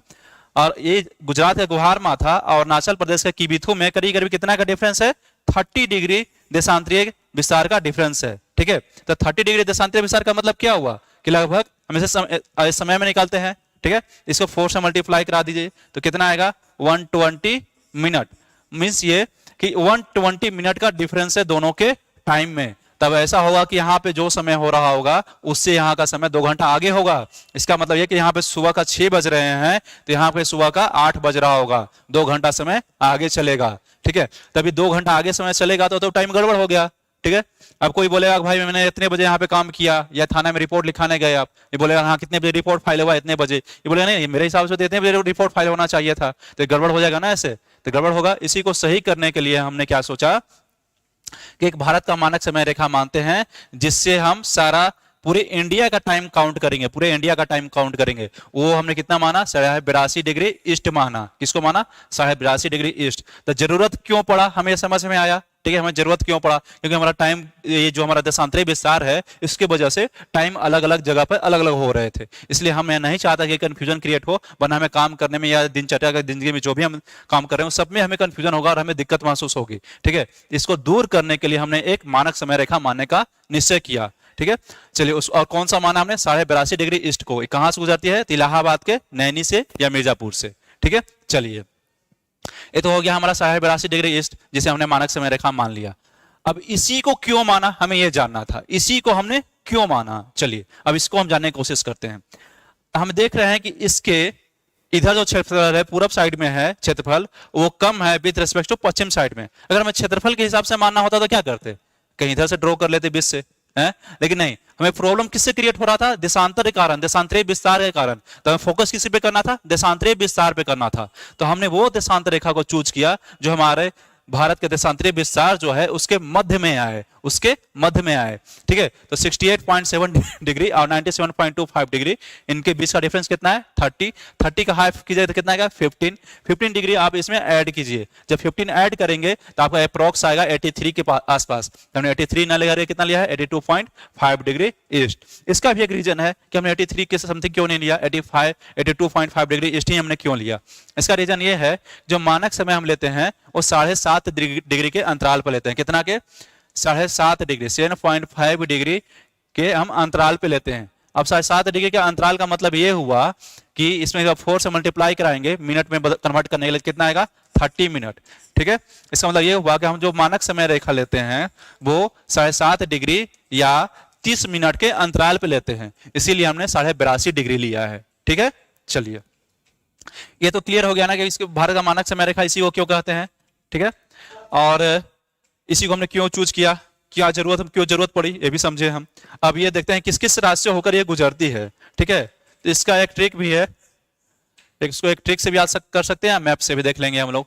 इसको बोलते हैं UMCOA, ठीक है। ये कितना है हमारा 82.5 डिग्री ईस्ट है, ठीक है। यू से क्या हो गया आपका उत्तर प्रदेश, एम से क्या हो गया आपका मध्य प्रदेश, ठीक है। यू से क्या हो गया उत्तर प्रदेश, एम से क्या हो गया मध्य प्रदेश, और सी से क्या हो गया आपका छत्तीसगढ़, ओ से क्या हो गया उड़ीसा, ए से क्या हो गया आंध्र प्रदेश, ठीक है। UMCOA। चलिए फिर देख लेते हैं कहाँ है हमारा यू। ये रहा यू हमारा, ये हो गया यूपी। यूपी के बाद हमने बोला था आपको एमपी, ठीक है, एमपी बोला, ये हमारा एमपी मध्य प्रदेश हो गया। उसके बाद सी था, सी से मैंने क्या बोला छत्तीसगढ़, ये हो गया छत्तीसगढ़। ओ था, ओ से मैंने क्या बोला उड़ीसा, ये हो गया उड़ीसा, और ये हो गया हमारा आंध्र प्रदेश, ठीक है। इस लाइन को गौर से देखिए, यूपी में है, यूपी के बाद कहाँ आया एमपी में आया, यहाँ पे एमपी के बाद छत्तीसगढ़ में इन किया, छत्तीसगढ़ के बाद थोड़ा सा उड़ीसा का भी कट करता है ये, उसके बाद आ गया आंध्र प्रदेश में। तो यूपी, एमपी, छत्तीसगढ़, उड़ीसा, आंध्र प्रदेश, इनसे होकर हमारा ये मानक भारत का मानक समय रेखा गुजरती है। चलिए ये क्लियर हो गया भारत का मानक समय रेखा। चलिए अब हम लोग आएंगे नेक्स्ट पॉइंट पे, देखते हैं हमारे नेक्स्ट पॉइंट क्या पढ़ना था। तो हमें पढ़ना था कर्क रेखा के बारे में, ठीक है। कर्क रेखा एवं Bharat, tropic of cancer and India के बारे में हमें देखना है। चलिए आते हैं हम देखते हैं इसके बारे में। ये है हमारा कर्क रेखा, ठीक है। ये कितने से होकर गुजरती है 23.5 डिग्री से। 23.5 डिग्री क्या बोलिए, ईस्ट क्या लगाएं, वेस्ट, नॉर्थ, साउथ क्या लगाएं इसमें हम नॉर्थ लगाए। क्यों? क्योंकि ये अक्षांशीय विस्तार लिख रहे हैं, हमें पता है भारत किस अक्षांश में है, तो उत्तरी गोलार्ध में लाइज करता है, इसलिए हम नॉर्थ लगाएंगे, ठीक है। तो 23.5 डिग्री नॉर्थ से होकर गुजरती है कर्क रेखा, जो कि भारत के करीब करीब आपका मिडिल से होकर गुजरती है। किस किस राज्य से होकर गुजरती है, ठीक है, देखते हैं। ये हो गया गुजरात, गुजरात के बाद हमारा कौन सा है राजस्थान, राजस्थान के बाद कौन सा है एमपी, एमपी के बाद कौन सा है हमारा ये छत्तीसगढ़, छत्तीसगढ़ के बाद कौन सा है झारखंड, झारखंड के बाद हमारा कौन सा है ये पश्चिम बंगाल, और पश्चिम बंगाल के बाद ये त्रिपुरा भी थोड़ा सा कट करता है, और यहाँ मिजोरम को भी, ठीक है। इसका एक ट्रिक भी है, ठीक है, आप लोग जानते भी होंगे। यू इसका ट्रिक था हमारा मित्र पर गमछा झार, क्या था मित्र पर गमछा झार, ये ट्रिक भी है। और मैप से भी हम देख सकते हैं किस किस राज्य से होकर गुजरती है। गुजरात से, गुजरात के बाद हमारा आ गया राजस्थान, मध्य प्रदेश, मध्य प्रदेश के बाद छत्तीसगढ़, छत्तीसगढ़ के बाद उड़ीसा, उड़ीसा के बाद हम छत्तीसगढ़ सॉरी उड़ीसा नहीं है, उसके बाद झारखंड, और झारखंड के बाद पश्चिम बंगाल, उसके बाद त्रिपुरा, और त्रिपुरा के बाद क्या हो गया हमारा मिजोरम, ठीक है। तो ये राज्य हो गया जिससे हमारा होकर कर्क रेखा गुजरती है। चलिए तो क्लियर हो गया कर्क रेखा कहां से गुजरती है। मेन पॉइंट ये है कि हमें आप ये बता सकते हैं क्या, किस राज्य की राजधानी, किस राज्य की राजधानी कर्क रेखा पर अवस्थित है, किस राज्य की राजधानी कर्क रेखा पर अवस्थित है, ये बता सकते हैं आप मुझे। चलिए मैप देखकर कहीं बता दीजिए, मैप देखकर कहीं बता दीजिए किस राज्य पे अवस्थित है। तो ये अवस्थित है हमारा, ये है हमारा राजधानी रांची, जो किस पर है झारखंड राज्य की राजधानी है, झारखंड की राजधानी है रांची, किस पे है कर्क रेखा पर अवस्थित है। तो भारत का मात्र एक राज्य का कैपिटल रांची है जो कि कर्क रेखा पर अवस्थित है, ठीक है। और कुछ फैक्चुअल पॉइंट है कर्क रेखा के बारे में। ये है हमारा भोपाल, कौन है हमारा ये भोपाल है, ये कौन सा है गांधीनगर, ठीक है। तो गांधीनगर हो गया हमारा ये, ठीक है। तो गांधीनगर और हमारे जो भोपाल हो गया, ठीक है, भोपाल किसका राजधानी हो गया, तो भोपाल राजधानी हो गया एमपी का, और गांधीनगर किसका होगा गुजरात का। तो गुजरात का राजधानी गांधीनगर और एमपी की राजधानी भोपाल, ये दोनों की राजधानियां जो हैं कर्क रेखा के नियरेस्ट है, निकट में है। कभी कभी क्वेश्चन ये पूछता है कि किस राज्य की राजधानी कर्क रेखा के निकट अवस्थित है। इसमें हमको किस पर स्थित है नहीं मारना है, राशि को आंसर नहीं करना है, निकट अवस्थित है। तो निकट किसका अवस्थित है? गांधीनगर और भोपाल का। किसका है? गांधीनगर और भोपाल। तो क्या हम आंसर मार के आएंगे? गांधीनगर एवं भोपाल। चलिए ये क्लियर हो गया हमारा। चलिए एक और पॉइंट हमें बताइए आप कि कर्क रेखा की लंबाई सबसे अधिक किस राज्य में है? कर्क रेखा की लंबाई सबसे अधिक किस राज्य में है? तो किस राज्य में है? देखिए एमपी में है। कहां है? एमपी में। कर्क रेखा की लंबाई सबसे अधिक कहां है? एमपी में, मध्य प्रदेश में है। कर्क रेखा की लंबाई सबसे अधिक कहां है? एमपी, मध्य प्रदेश में। चलिए ये क्लियर हो गया। अब गौर कीजिए जरा मैप पे, तो आप देखिए कर्क रेखा और आपका हमारा भारत का मानक समय रेखा दोनों एक जगह एक दूसरे को कट करती है। कहां कट करती है? गौर से देखिए, छत्तीसगढ़ में। ये पॉइंट हो गया हमारा, ठीक। कहां कट करती है? तो छत्तीसगढ़ में। तो भारत का मानक समय रेखा एवं कर्क रेखा एक दूसरे को कहां कट करती है? छत्तीसगढ़ में कट करती है, ठीक है। ओके, चलिए ये हमारा पॉइंट क्लियर हो गया। अब हम आते हैं नेक्स्ट पॉइंट पे आते हैं। हमें देखते हैं हमें नेक्स्ट पॉइंट क्या पढ़ना था। इस चैप्टर का नेक्स्ट टॉपिक कौन सा था वो देखते हैं हम। देखिए ये सब तुम्हारा हो गया है। हमें पढ़ना है भारत का तट रेखा एवं इस पर अवस्थित राज्य। में क्या पढ़ना है? भारत के का तट रेखा एवं इस पर अवस्थित राज्य। चलिए अब आते हैं हम इस पर, भारत के तट रेखा एवं इस पर अवस्थित राज्य पे आते हैं। तो भारत का तट रेखा, ठीक है। तो देखते हैं कि भारत का तट रेखा की लंबाई कितनी है। तो एग्जाम में क्वेश्चन में कई तरह से पूछते हैं घुमा करके कि भारत के मुख्य भूभाग की तट रेखा कितनी है। कभी के एग्जाम में क्वेश्चन इस तरह से आता है कि भारत के द्वीपीय तट रेखा की लंबाई कितनी है, या सिंपल क्वेश्चन ये आता है कि भारत की तट रेखा की लंबाई कितनी है। फिर कभी क्वेश्चन इस तरह से आता है कि भारत के स्थलीय भाग की तट रेखा की लंबाई कितनी है, स्थलीय भाग की लंबाई कितनी है, ठीक है। तो कई एक तरह से एग्जाम में क्वेश्चन घुमाते हैं। तो सारे व्यू से हम यहाँ पे देखेंगे किस किस व्यू से एग्जाम में क्वेश्चन घुमा सकता है, उस सारा देखेंगे और मैप के साथ देखेंगे हम, ठीक है। चलिए आइए देखते हैं। ये हो गया हमारा भारत का मुख्य भूभाग का तट रेखा। कौन सा हो गया? ये गुजरात से स्टार्ट होगा इस तरह से ये, ठीक है।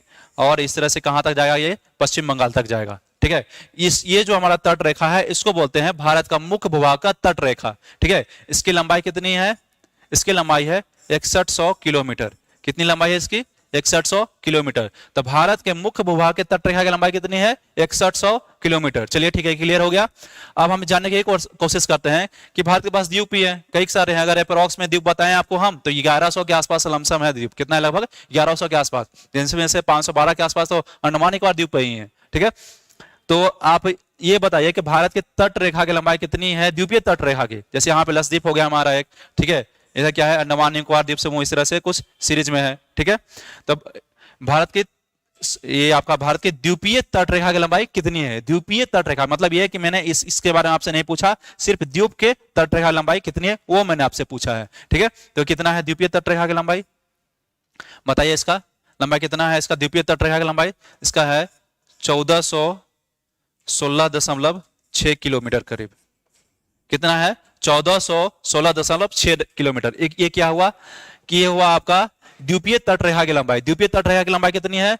1416.6 किलोमीटर। इसको लगभग बोलते हैं हम 1417 किलोमीटर भी, ठीक है। चलिए ये हो गया।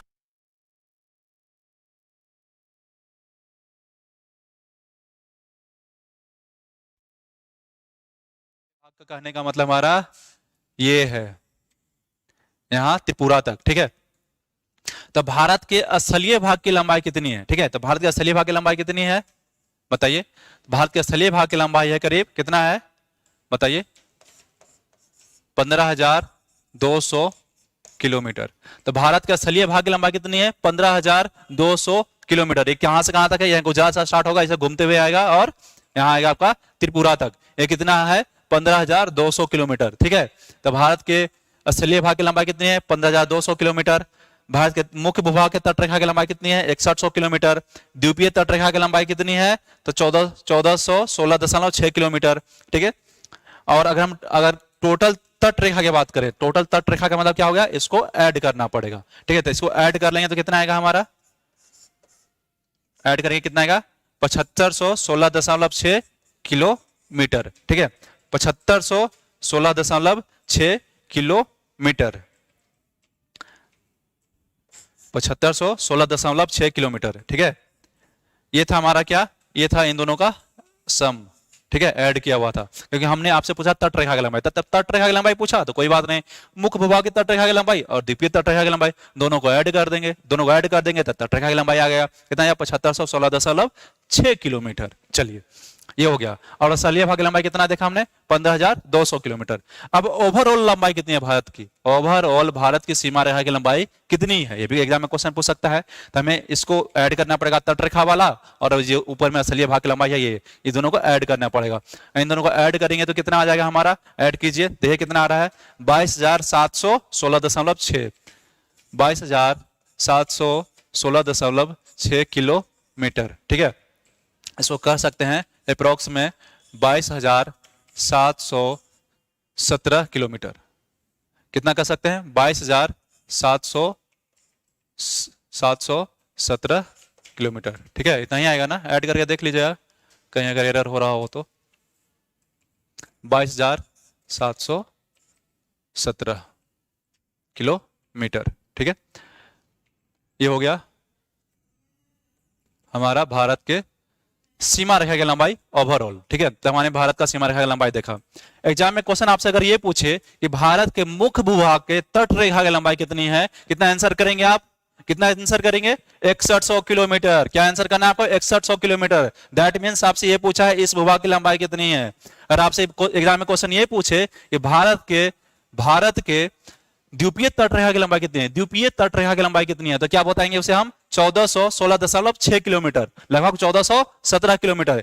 इसका मतलब आपसे ये पूछा है कि ये जो द्वीप हो गया इधर और इधर जो द्वीप है उनकी तट रेखा की लंबाई कितनी है, तो 1416.6 किलोमीटर, ठीक है। क्लियर है। उसके बाद आपसे अगर ये पूछे कि भारत की तट रेखा की लंबाई कितनी है, तो इन दोनों को ऐड कर देंगे, 7516.6 किलोमीटर, ठीक है। अगर आपसे क्वेश्चन एग्जाम में ये पूछे कि भारत के स्थलीय भाग की लंबाई कितनी है, भारत के स्थलीय भाग की लंबाई कितनी है, तो क्या बताएंगे आप, 15,200 किलोमीटर, ठीक है। लेकिन आपसे एग्जाम में ये पूछे कि भारत के टोटल सीमा रेखा की लंबाई कितनी है, तो क्या बोलेंगे आप, इन दोनों को ऐड करके 22,716.6 किलोमीटर, ठीक है। तो ये हो गया तट रेखा और सीमा रेखा की लंबाई वगैरह हम लोग देखे, ठीक है। चलिए ये तो हो गया। अब हम ये देखेंगे कि भारत किस राज्य की तट रेखा की लंबाई सबसे अधिक है। किसकी सबसे अधिक है, गुजरात की। गुजरात के बाद कौन सा है, आंध्र प्रदेश। आंध्र प्रदेश के बाद कौन सा है, तमिलनाडु, ठीक है। तो सबसे लंबा किसका हो गया, गुजरात का हो गया, ये रहा। उसके बाद किसका बोला हमने, आंध्र प्रदेश का, ये हो गया। उसके बाद तमिलनाडु। जो ये तीन राज्य हैं हमें सीरीज में याद रखना है, ठीक है, कि सबसे लंबी तटरेखा वाला कौन सा है और सबसे आपका छोटा तटरेखा किसका है, तो सबसे छोटा किसका है, गोवा का। और सबसे लंबा कौन है, गुजरात। गुजरात के बाद आंध्र प्रदेश, आंध्र प्रदेश के बाद तमिलनाडु, ठीक है। चलिए ये तो हो गया। अब ये बताइए कि भारत के कितने ऐसे राज्य हैं जो तट रेखा पर अवस्थित हैं। भारत के कितने ऐसे राज्य हैं जो तट रेखा पर अवस्थित हैं। चलिए राज्य हम काउंट कर लेते हैं और कितने केंद्र शासित प्रदेश हैं वो भी देख लेते हैं हम, ठीक है। ये गुजरात हो गया, ये हो गया आपका महाराष्ट्र। महाराष्ट्र के बाद कौन सा आ गया आपका, यहाँ गोवा हो गया। और गोवा के बाद कौन सा हो गया, कर्नाटक। कर्नाटक के बाद केरल। केरल के बाद तमिलनाडु, आंध्र प्रदेश, उड़ीसा और आपका ये हो गया आपका पश्चिम बंगाल। कितने हो गए, 1 2 3 4 5 6 7 8 9। तो कितने राज्य हमारे तट रेखा पर है, 9 राज्य है हमारे जो कि तट रेखा पर अवस्थित है। कौन कौन है हमने अभी देखा, ठीक है। और कितने केंद्र शासित प्रदेश हैं, 4 केंद्र शासित प्रदेश हैं जो कि तट रेखा पर है, ठीक है। तो कौन कौन से केंद्र शासित प्रदेश हैं, एक तो अंडमान निकोबार द्वीप समूह हो गया इधर में, ठीक है, अंडमान निकोबार द्वीप समूह। एक कौन हो गया आपका, लक्षद्वीप समूह हो गया। 2 हो गया आपका लक्षद्वीप समूह, ठीक है। एक और कौन सा हो गया हमारा, पांडिचेरी। जो पांडिचेरी का कुछ जिला इधर इधर इधर है, बताइए किस किस राज्य में अवस्थित है। एक हो गया हमारा पुदुचेरी हो गया। और एक और कौन सा हो गया हमारा, अंडमान निकोबार हो गया था उधर। इधर हो गया आपका दमन द्वीप, यहाँ पे आपका दमन हो गया, ठीक है, इस गुजरात के तट पे। और इधर जो तट पे हो गया दीव हो गया। और यहाँ हो गया आपका ये दादर एवं नगर हवेली। तो दादर नगर हवेली और दमन द्वीप को मिलाकर के एक केंद्र शासित प्रदेश बनाया गया था। एक हमारा ये हो गया, ठीक है। एक हमारा ये हो गया, एक दूसरा लक्षद्वीप, तीसरा हो गया हमारा पुदुचेरी और फोर्थ हो गया हमारा अंडमान निकोबार द्वीप समूह। तो हमने ये भी देखा कि हमारे 4 केंद्र शासित प्रदेश हैं जो कि तट पे अवस्थित हैं। चलिए, और हमारे भारत का अब इस तरह से हम क्वेश्चन आपसे ये पूछ सकते हैं, या एग्जाम में आपसे क्वेश्चन इस तरह से पूछा जा सकता है कि भारत के कितने ऐसे राज्य हैं जो स्थल रुद्ध हैं। भारत के कितने ऐसे राज्य हैं जो कि स्थल रोध हैं एवं केंद्र शासित प्रदेश भी अगर बताने के लिए आपको कहा जाए तो भी बता सकते हैं आप। कितने राज्य हैं बता सकते हैं? तो भारत में कितने राज्य हैं? 28 राज्य हैं। 28 में से 9 राज्य मैंने बोला कि तटरेखा पर है। इसका मतलब क्या हुआ? 19 राज्य आपका स्थल रोध है। स्थल रोध का मतलब यह हुआ उस राज्य की सीमा जो है समुद्र से नहीं लगती है। ठीक है, तो कितने राज्य हैं? 9 राज्य। और कितने यूटी हैं? तो यूटी कितने हैं आपके? 4 यूटी हो जाएंगे। ठीक है, क्योंकि यूटी कितने टोटल? 8। तो 4 कौन कौन सी यूटी हैं जो कि स्थल रोध है? चलिए, ये हो गया हमारा दिल्ली, ये हो गया दिल्ली। ठीक है, और ये पंजाब और हरियाणा की सीमा पर हो गया चंडीगढ़। तो 2 तो यहाँ हो गया, और एक है जम्मू कश्मीर, और एक हो गया लद्दाख। तो ये 4 यूटी है हमारे जो कि 4 यूटी हमारे जो कि स्थल रोध हैं। ठीक है, और कितने राज्य स्थल रोध थे? 19 राज्य स्थल रोध थे, और 9 राज्य हमारे तटरेखा पर थे, और 4 जो थे केंद्र शासित प्रदेश जो कि तटरेखा पर बसते थे। तो तटरेखा से संबंधित मैंने करीब करीब सारे पॉइंट को कवर किया है। चलिए ठीक है, इसको रहने देते हैं। हम नेक्स्ट पॉइंट पे देखते हैं क्या है हमारा पढ़ना। तो भारत का रेखा एवं इस पर अवस्थित राज्य देखें। अब देखेंगे भारत के पड़ोसी देश एवं उनसे संबंधित सीमा रेखा। अब हमें देखना है भारत के पड़ोसी देश एवं उनसे संबंधित सीमा रेखा के बारे में देखना है। चलिए देखते हैं हम। तो सबसे पहले देखते हैं कि भारत के कौन कौन से पड़ोसी देश हैं। ठीक है, भारत के कौन कौन से पड़ोसी देश हैं उनके बारे में हम पहले देखते हैं। चलिए देखते हैं। ये हो गया पाकिस्तान। ठीक है, पाकिस्तान के बाद कौन सा है? अफगानिस्तान। इधर हमारा चीन हो गया। ठीक है, चीन के बाद कौन सा है? नेपाल है यहाँ। नेपाल के बाद भूटान। भूटान के बाद क्या है यहाँ? म्यांमार। उसके बाद बांग्लादेश। ठीक है, तो हमारे भारत के मुख्य भूभाग से सीमा लगाने वाले ये कंट्री थे।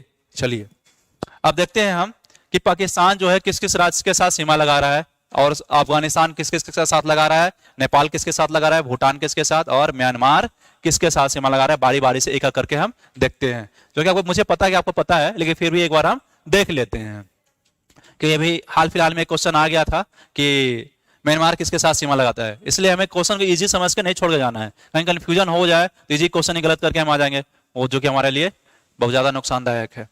चलिए पाकिस्तान के साथ कौन कौन से राज्य सीमा लगाते हैं? ये हो गया गुजरात। गुजरात के बाद कौन सा है? राजस्थान। राजस्थान के बाद कौन सा राज्य है? पंजाब। पंजाब के बाद कौन सा राज्य है? कोई राज्य नहीं है ऊपर में जो कि सीमा लगा है। पंजाब के बाद जो है वो केंद्र शासित प्रदेश है जम्मू कश्मीर एवं लद्दाख। तो कितने राज्य हो गए? 1 2 3। इसका मतलब ये हुआ कि 3 राज्य ऐसे हैं भारत को जो कि पाकिस्तान के साथ सीमा लगाते हैं। तो पाकिस्तान के साथ सीमा लगाने वाले भारत के कितने राज्य हैं? 3 राज्य। और कितने केंद्र शासित प्रदेश हो गए? 2। कौन कौन सा? जम्मू कश्मीर एवं लद्दाख। कौन कौन सा हो गया? जम्मू कश्मीर एवं लद्दाख। चलिए बहुत बढ़िया। उसके बाद हम देखते हैं अफगानिस्तान के बारे में। अफगानिस्तान किसके साथ सीमा लगा रहा है? देखकर बताइए, देखकर बता सकते हैं। अफगानिस्तान मात्र भारत के एक केंद्र शासित प्रदेश के साथ सीमा लगाता है, वो है लद्दाख के साथ। वो भी कहां? पीओके में। कहां लगाता है? पीओके में। ठीक है, पीओके में। इस बाउंड्री कितना लगाता है? करीब 106 किलोमीटर। 106 किलोमीटर। ठीक है, ये हमारा किसी भी देश के साथ सबसे छोटा बाउंड्री है अफगानिस्तान के साथ जो हम शेयर करते हैं। 106 किलोमीटर का है। ठीक है, किसके साथ? तो आपका लद्दाख के साथ। अच्छा ठीक है, अगर आपसे एग्जाम में क्वेश्चन ये पूछे कि अफगानिस्तान जो है भारत के कितने राज्य के साथ सीमा लगाता है, क्वेश्चन गौर से सुनिएगा। अफगानिस्तान भारत के कितने राज्य के साथ सीमा लगाता है? आप क्या आंसर करेंगे? अगर कोई आंसर एक बोल रहे हैं तो वो गलत है। क्यों? हमने राज्य बोला आपसे, केंद्र शासित प्रदेश नहीं पूछा आपसे। अगर मैंने राज्य बोला तो राज्य कितने हैं? 0। राज्य कितने हैं? 0। और केंद्र शासित प्रदेश कितने हैं? 1। केंद्र शासित प्रदेश 1 है, वो कौन है? लद्दाख। ठीक है, चलिए उसके बाद आते हैं चीन पे। चीन देखिए कितने राज्य के साथ सीमा लगा रहा है? हिमाचल प्रदेश, उत्तराखंड, उसके बाद आपका हो गया सिक्किम, और किसके साथ लगा रहा है? ये अरुणाचल प्रदेश के साथ। ठीक है, अब राज्य आप काउंट कर सकते हैं 1 2 3 4। कितने राज्य के साथ सीमा लगा रहा है? ये 4 राज्य के साथ सीमा बना रहा है। चीन हमारे कितने राज्य के साथ सीमा बना रहा है? 4। और एक केंद्र शासित प्रदेश के साथ, लद्दाख के साथ, और एक केंद्र शासित प्रदेश। चीन हमारे 4 राज्य और एक यूटी के साथ सीमा बना रहा है। ठीक है, कितने? तो एक यूटी के साथ लगा रहा है और 4 राज्य के साथ। ओके, चलिए अब चीन किस किस राज्य के साथ सीमा लगा रहा है? हिमाचल प्रदेश। हिमाचल प्रदेश के बाद कौन सा है? उत्तराखंड। उत्तराखंड के बाद यहाँ नेपाल शुरू हो जाता है, उसके बाद सिक्किम से लगा रहा है यहाँ पे। ठीक है, और उसके बाद अरुणाचल प्रदेश से। चलिए 4 राज्य। कितने केंद्र शासित प्रदेश? 1। वो कौन सा है? लद्दाख है। ये होगा क्लियर। अब आते हैं, हम देखते हैं नेपाल के बारे में। नेपाल हमारे कितने राज्य के साथ सीमा लगा रहा है? चलिए नेपाल के बारे में देखते हैं। ये यूटी के साथ लगा रहा है, उत्तराखंड के साथ लगा रहा है, उसके बाद यूपी के साथ, बिहार के साथ, और किसके साथ, पश्चिम बंगाल, और किसके साथ, सिक्किम के साथ। कितने राज्य हो गए, 1 2 3 4 5। ठीक है, फिर से देखिए 1 2 3 4 5। तो नेपाल जो है हमारे 5 राज्यों के साथ सीमा लगा रहा है। नेपाल कितने राज्य के साथ सीमा लगा रहा है, 5 राज्य के साथ सीमा लगा रहा है। कौन कौन है, उत्तराखंड, यूपी, बिहार, पश्चिम बंगाल, सिक्किम, इनके साथ ये सीमा लगा रहा है। चलिए हो गया क्लियर नेपाल का। ओके, चलिए अब आते हैं नेक्स्ट पॉइंट पे। यहां देखते हैं भूटान के बारे में। तो भूटान हमारे किस किस राज्य के साथ सीमा लगा रहा है, सिक्किम के साथ लगा रहा है, ये पश्चिम बंगाल हो गया, ये असम हो गया हमारा, और ये कौन सा हो गया, अरुणाचल प्रदेश हो गया हमारा। ठीक है, ये हो गया हमारा अरुणाचल प्रदेश, ये था हमारा असम। ठीक है, चलिए तो इसके साथ ये सीमा लगा रहा है। अब भूटान का स्थिति ऐसा है कि उसको थोड़ा सा समझने की कोशिश कीजिए। भूटान को ना लिफ्ट किया गया, नीचे से सपोर्ट दिया गया। तो नीचे से सपोर्ट किस किस ने दिया है, जरा गौर से देखिए मैप में। नीचे से सपोर्ट दिया है यहाँ पे आपका ये असम और इधर से पश्चिम बंगाल।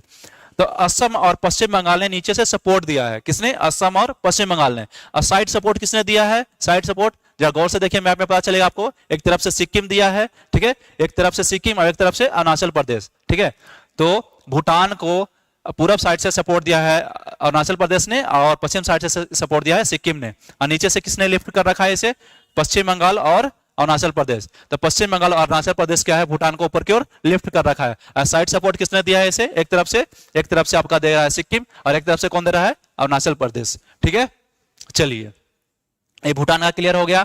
अब देखते हैं हम म्यांमार के बारे में, इसके बारे में देखते हैं म्यांमार के बारे में। म्यांमार जो है अरुणाचल प्रदेश के साथ सीमा लगाता है, नागालैंड के साथ, मणिपुर के साथ, मिजोरम के साथ, और किसके साथ लगाता है, और किसी के साथ नहीं लगाता। ठीक है, अरुणाचल प्रदेश, नागालैंड, मणिपुर, मिजोरम, ये 4 राज्यों के साथ म्यांमार जो है सीमा लगाता है। किसके साथ, इन 4 राज्यों के साथ। चलिए ये हो गया। अब एक और बचा हमारा बांग्लादेश, उसको देखते हैं। बांग्लादेश किसके साथ लगाता है, ये पश्चिम बंगाल हो गया हमारा। ठीक है, उसके बाद ये असम के साथ लगाया, उसके बाद ये मेघालय के साथ लगाया। ठीक है, और किसके साथ, त्रिपुरा के साथ लगाया, और किसके साथ, मिजोरम के साथ। 1 2 3 4 5। ठीक है, नेपाल भी 5 राज्य के साथ सीमा बना रहा था, और हमारा बांग्लादेश भी 5 राज्य के साथ सीमा लगा रहा है। चलिए तो बांग्लादेश किसके साथ लगा रहेगा, फिर से देखते हैं। पश्चिम बंगाल, पश्चिम बंगाल कौन सा है, असम हो गया ये यहाँ पे। ये कौन सा हो गया सीमा, ये हो गया मेघालय का। ठीक है, और फिर थोड़ा सा असम यहाँ पे है, उसके बाद ये त्रिपुरा का सीमा हो गया, और ये मिजोरम का सीमा हो गया। ठीक है, एग्जाम में क्वेश्चन आता है कि भारत का वो कौन सा राज्य है जिसे बांग्लादेश 3 ओर से घिरे हुए है, 3 ओर से घिरे हुए। तो कौन सा है वो, त्रिपुरा है। देखिए इसे मैप में। ठीक है, कौन है वो, त्रिपुरा। ये है हमारा 3 ओर से बांग्लादेश घिरे हुए है, ये हमारा कौन सा राज्य है, त्रिपुरा। ये क्लियर हो गया त्रिपुरा का। चलिए तो बांग्लादेश के साथ हमने देखा, हमने ये देखा कि कौन सा कंट्री जो है भारत के किस राज्य से सीमा लगाता है और कितने राज्य से लगाता है, ये हमने सारे देखे। ठीक है, अब हम ये देखते हैं कि कौन सा देश जो है भारत के किस राज्य के साथ सबसे लंबा बाउंड्री लगाता है, सबसे लंबा बाउंड्री लगाता है। जैसे आपसे हम ये पूछे कि पाकिस्तान जो है सबसे अधिक लंबा बाउंड्री किस राज्य के साथ लगाता है, किसके साथ लगाता है, बताइए, राजस्थान के साथ। पाकिस्तान किसके साथ लगाता है, राजस्थान के साथ। अफगानिस्तान किसके साथ लगाता है, लद्दाख के साथ। चीन किसके साथ लगाता है, चीन किसके साथ लगाता है, बताइए, चीन किसके साथ, अरुणाचल प्रदेश के साथ। चीन किसके साथ, अरुणाचल प्रदेश। और आपका ये नेपाल किसके साथ लगाता है, यूपी के साथ। नेपाल किसके साथ, यूपी के साथ। भूटान किसके साथ, असम के साथ। भूटान किसके साथ लगाता है सबसे लंबा सीमा, असम राज्य के साथ। ठीक है, और ये बताइए हमको कि म्यांमार सबसे लंबा सीमा किसके साथ लगाता है, अरुणाचल प्रदेश। और बांग्लादेश किसके साथ लगाता है सबसे लंबा सीमा, पश्चिम बंगाल। इन सब में एक चीज आपने देखा क्या कि अरुणाचल प्रदेश भारत का एकमात्र राज्य है जो अपना सबसे लंबा बाउंड्री शेयर करता है दो देशों के साथ। 2 देशों के साथ सबसे लंबा बाउंड्री है। ऐसे तो शेयर करने वाले 2 ऐसे राज्य आएंगे जो 3 देश के साथ, 2 ऐसे राज्य आएंगे जो 3 देश के साथ सीमा शेयर करते हैं। लेकिन हमने पूछा आपसे ऐसा भारत का राज्य जो 2 बाउंड्री ऐसा शेयर करता हो जो बड़े सबसे लंबा बाउंड्री हो दूसरे कंट्री के साथ। ठीक है, तो कौन सा था, अरुणाचल प्रदेश बोला। गौर से देखिए अरुणाचल प्रदेश को, ये है अरुणाचल प्रदेश इस तरह से। ठीक है, तो ये सीमा तो यहां तक ऊपर वाला सीमा लगाया चीन ने, यहां से यहां कौन लगा रहा है, म्यांमार। ठीक है, तो अरुणाचल प्रदेश के साथ चीन और म्यांमार जो है अपना सबसे लंबा बाउंड्री शेयर करता है।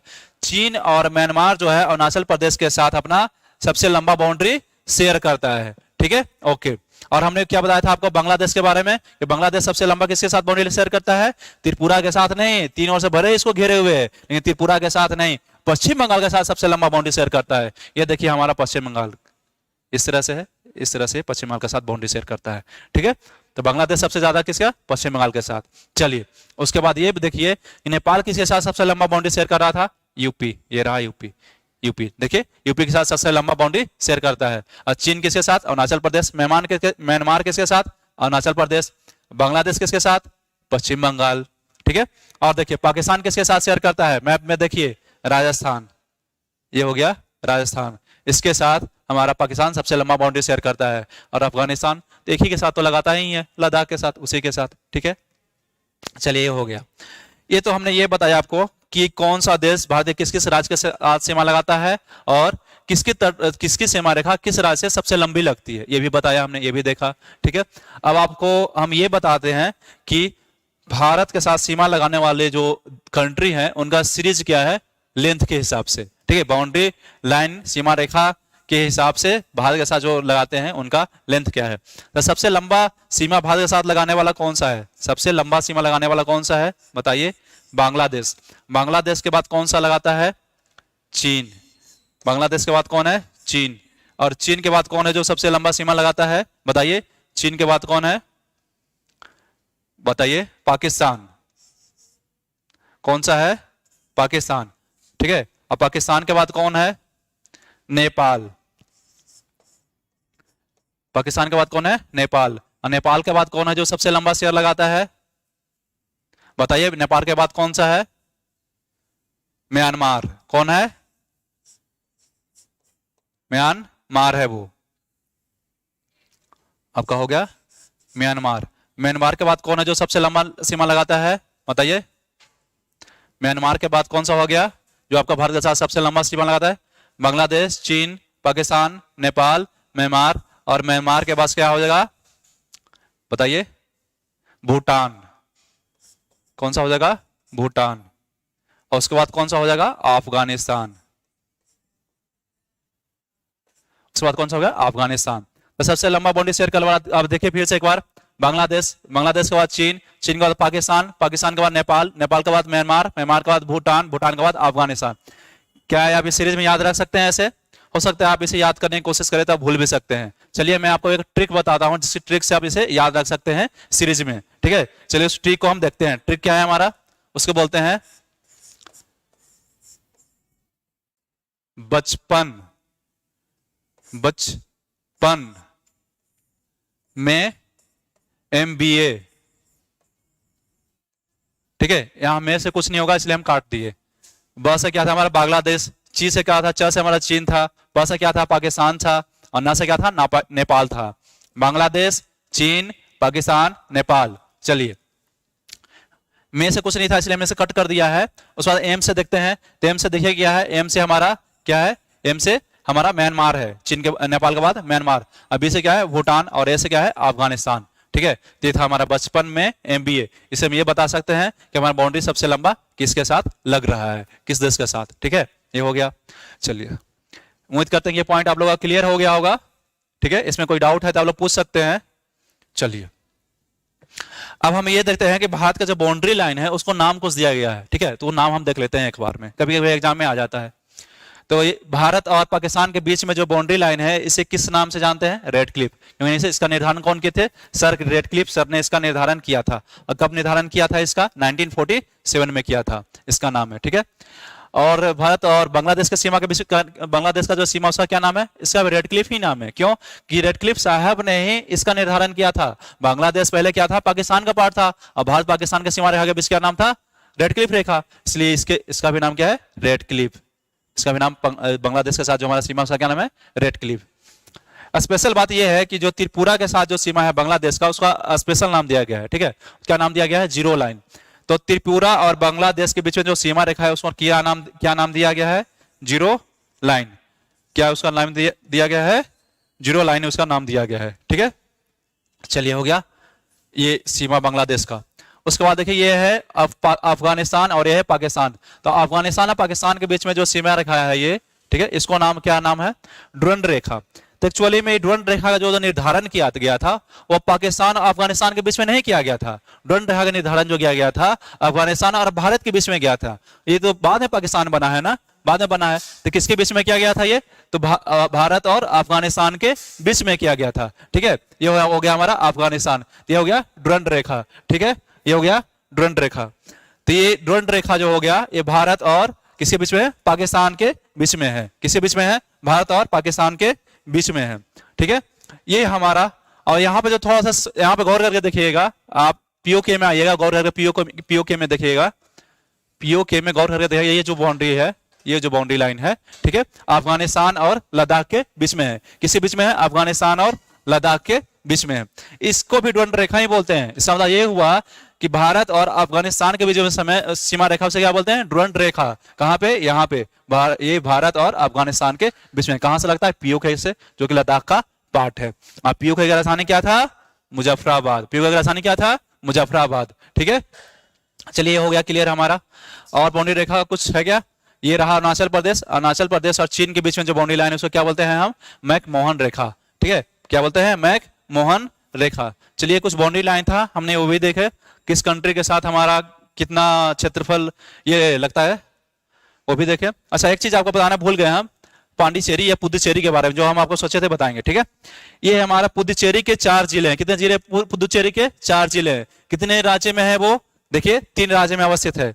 ये है हमारा केरल। केरल में जो जिला है उसका क्या नाम है? माहे। क्या नाम है इसका? माहे। ये आंध्र प्रदेश। आंध्र प्रदेश में कौन सा जिला है? यनम। आंध्र प्रदेश में क्या नाम है उसका? यनम। और जो हमारा तमिलनाडु में 2 जिला है पुदुचेरी का, उसका क्या नाम है? कराईकल। कराईकल। और एक का नाम क्या है? पुदुचेरी। एक का नाम क्या है? पुदुचेरी इटसेल्फ। ठीक है, तो माहे किस में है? केरल में अवस्थित है, जो पुदुचेरी का एक जिला है। यनम कहाँ है? आंध्र प्रदेश में स्थित है, जो कि आपका पुदुचेरी का जिला है। अब पुदुचेरी के 2 जिले कराईकल और पुदुचेरी कहाँ अवस्थित है? ये तमिलनाडु में अवस्थित है। कहाँ है? तमिलनाडु में। ठीक है, ये हो गए 4 जिले पुदुचेरी के। ठीक है, चलिए माहे के बारे में आया तो माहे जो ये जिला है भारत का सबसे छोटा जिला है। भारत का सबसे छोटा जिला कौन सा है? माहे। भारत का सबसे छोटा जिला कौन सा है? माहे। और भारत का सबसे बड़ा जिला कौन सा है? भारत का सबसे बड़ा जिला तो है हमारा लेह, जो कि यहाँ पे लद्दाख में है। ठीक है, लेह। लेह जो है हमारा भारत का सबसे बड़ा जिला है। और सबसे छोटा जिला कौन सा है? हमारा माहे। ठीक है, चलिए ये पॉइंट क्लियर हो गया। ये जो यहाँ पे देख रहे हैं ना, यहाँ पे एक पर्वत है। ठीक है, इसका नाम हिमालय का विस्तार है मात्र, इसका नाम है याराकान-योमा पर्वत। ये हिमालय का विस्तार है जिसे हम पूर्वांचल भी बोलते हैं। ठीक है, और इसका म्यांमार में से क्या बोलते हैं? अराकान-योमा पर्वत। ठीक है, यहाँ पे इरावदी नदी घाटी भी बनाती है इसके पैलर में करीब करीब। ठीक है, तो इरावदी नदी घाटी और अराकान-योमा पर्वत मिल करके एक प्राकृतिक सीमा रेखा का निर्धारण करते हैं भारत एवं म्यांमार के बीच में। तो भारत एवं म्यांमार के बीच में एक प्राकृतिक सीमा रेखा का निर्माण करते हैं अराकान-योमा पर्वत एवं इरावदी नदी घाटी दोनों मिल करके। ठीक है, ये पॉइंट क्लियर हो गया। चलिए करीब करीब हमने जो भी पॉइंट पढ़ने थे हमने बारी बारी से मैप पर देखा एक एक करके। ठीक है, आप लोगों को कैसा लगा लेक्चर आप बताइएगा। ठीक है, आपका साथ देने, जो हमारा इतना साथ दिया आप लोगों ने इतने देर तक झेलने के लिए, मुझे उसके लिए धन्यवाद। चलिए, थैंक यू।